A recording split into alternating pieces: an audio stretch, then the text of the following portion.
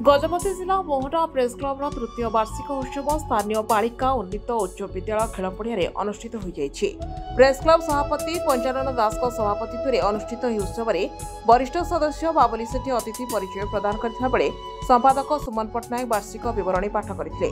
मुख्य अतिथि भाव मोहना वनांचल अधिकारी लक्ष्मी प्रसाद विषय, मुख्य वक्ता गोष्ठी शिक्षा अधिकारी नरेंद्र कुमार बेहरा जोगदे गणमाध्यम जो लोकों तथा अंचल कोण अनुकोणर समस्या लोकलोचन को आसवा सहित से सबुर समाधान पाई प्रशासन क्रियाशील होई विकास दिगरे अग्रसर होइथाय बोली अतिथि माने मत व्यक्त करथिले।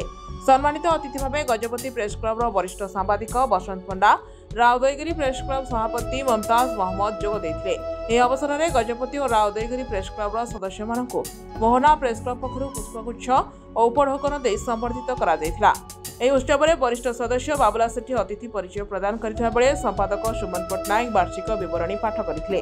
ଏହି କାର୍ଯ୍ୟକ୍ରମରେ ମୋହନା ପ୍ରେସ୍ କ୍ଲବ ଉପଦେଷ୍ଟା ଲକ୍ଷ୍ମଣ ଚୌଧୁରୀ, ବରିଷ୍ଠ ସାମ୍ବାଦିକ ଗଣେଶ ବିଶୋଇ, ଆଇନ ପରାମର୍ଶଦାତା ଦୁର୍ଯ୍ୟୋଧନ କରଡ଼ା, ଯୁବ ସଂଘ ସମ୍ପାଦକ ଜିତେନ୍ଦ୍ର ବେହେରା, ଉପସଭାପତି ନୃସିଂହନାଥ ପୂଜାରୀ, ସହ ସମ୍ପାଦକ अंशुमान पंडा, कोषाध्यक्ष पिंटू प्रधान, सदस्य बादल बेहेरा, श्रीहरि प्रधान, मनमत मिश्र, ओम प्रसाद रथ, मुक्तिमंडप दंडसेना, मोजेश रहित विमल मलिक प्रमुख उपस्थित थिले। एहा परे ब्रह्मपुर राजसंगीत ऑर्केस्ट्रा सांस्कृतिक कार्यक्रम परिवेषण करथिले।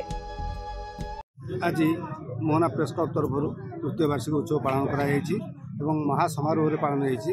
विभिन्न जिला प्रतिनिधि आरंभ कर विभिन्न ब्लॉक प्रतिनिधि आसते आम मोहना सांबादिक संघर समस्त कर्मकर्ता जो आज यही काम संभव हो पार्टी।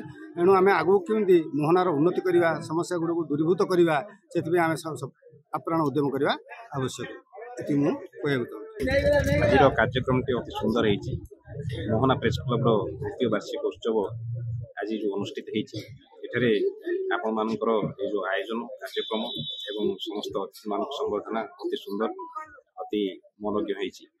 यह दीर्घजीवी हो एवं आपण मानकर प्रेस क्लब ये सुंदर सुंदर कार्यक्रम मान करू यहाँ